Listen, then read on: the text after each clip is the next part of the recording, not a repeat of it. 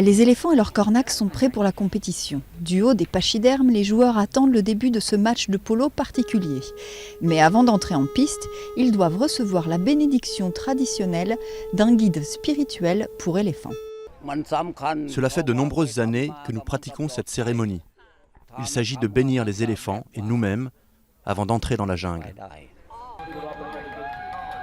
Ce tournoi de polo à dos d'éléphant existe depuis 12 ans et des équipes internationales s'y pressent, comme ces anciens All Blacks venus de Nouvelle-Zélande qui ont affronté une équipe de transsexuels, les fameux Lady Boys, venus de toute l'Asie.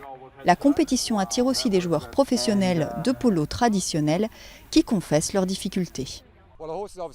Les chevaux se déplacent bien plus vite. Les éléphants ne trottent pas, ce qui nous a surpris. Nous pensions qu'ils couraient un peu, mais non, ils marchent juste très vite. Et du coup, à cause de leur démarche, ils sont assez instables, ce qui rend la coordination plus difficile à l'approche de la balle. Cette pratique du polo à dos d'éléphant est critiquée par les défenseurs des animaux. Selon eux, certains joueurs maltraitent leur monture. Les organisateurs du tournoi assurent qu'au contraire, cette compétition permet aux pachydermes d'accéder à des soins médicaux. Un semblant de vacances, loin de leur labeur quotidien à balader des touristes. Nous leur faisons un check-up médical, ils sont bien nourris, nous prenons soin d'eux. Si un éléphant n'est pas en forme ou n'est pas content de jouer, il sort immédiatement du terrain. Il reste ici une semaine, c'est comme une thalassothérapie à Hua Hin.